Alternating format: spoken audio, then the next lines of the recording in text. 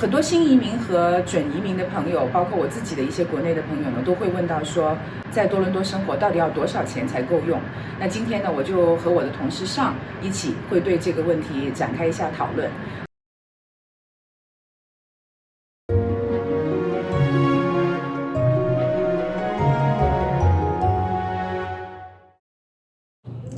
大家好，我是 Priscilla。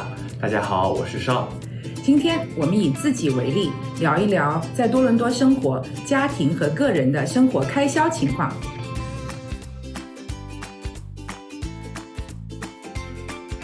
首先，我们对加拿大的收入情况做个总体的了解。根据最新截止到2017年的统计数据，加拿大家庭税前收入的中位数在85000元加币左右。我是个房产经纪，我先生是位机械工程师，在汽车配件公司担任项目管理的职位。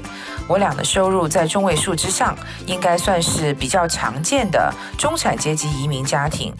我们还有2个分别在读小学和高中的女儿，总共4人。那我们每个月的开销主要都是花在衣食住行以及孩子的教育开支方面。一家4口，自己买食材做饭，偶尔出去吃一顿改善伙食，平均一个月大概要花到1000到1200左右。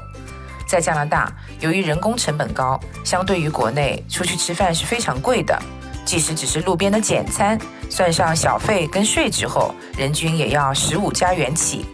对于移民家庭来说，自己做饭是最划算的。我们家住在多伦多万景的独立屋，国内也称别墅，2017年回家后买的。这时房价已经比较贵了，我们首付35%，目前每个月的房贷加地税再加保险，差不多4500加元左右。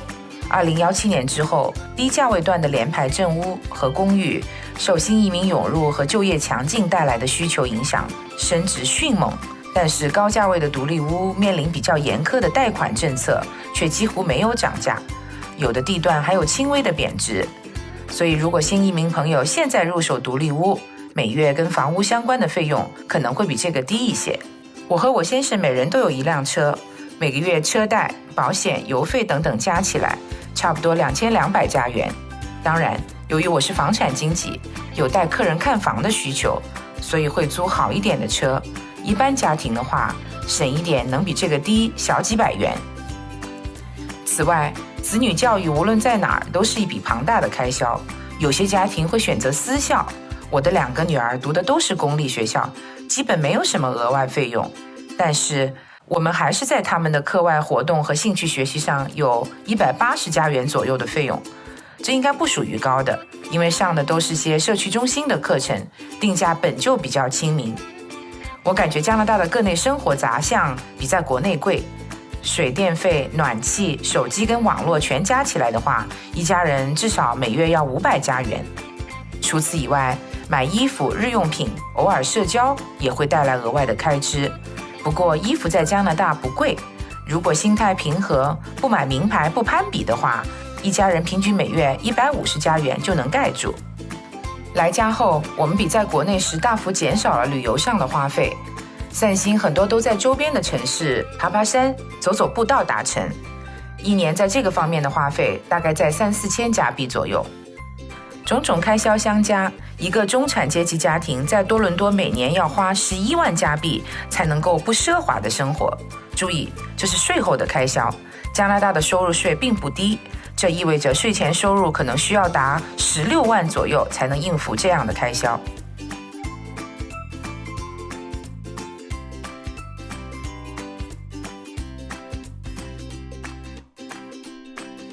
大家好，我是尚，现在25岁，大学毕业后工作了2年，目前单身，是典型的青年技术移民。我住在繁华地段的单身公寓，每个月我要付2500加元的房租。我在市区出行，乘坐地铁或公交，很少打车，每个月交通费300加元。此外，作为独居青年，我不怎么在家做饭，出去吃的情况居多，算上朋友聚餐，每个月要花1500加元的伙食费。日用品、水电费、暖气费、网络费、手机费等等杂项加起来，大约每个月500加元。所有的费用相加，我一个月需要花4800加元，每年再算上购物的费用，比如买衣服和电子产品，税后总开销需要6万加元，也就是说，税前年收入要达到8万加元才足够负担得起。注意，这是不开车，而且一个人整租整套公寓的情况。如果你愿意合租，生活节俭，自己做饭，只乘坐公共交通，那么只需要用到之前费用的一半，也就是每年3万加元就足够生活。那么税前的收入只需要有4万加元就足够负担，基本上是普通职场新人的平均薪资水平。如果你是计算机、精算等高薪行业的从业者，那更是远超这个数目。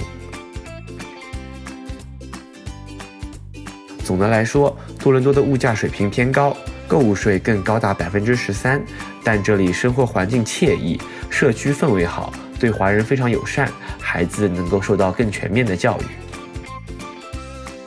如果您喜欢本期内容，不要忘记点赞和转发哦。我们下期再见。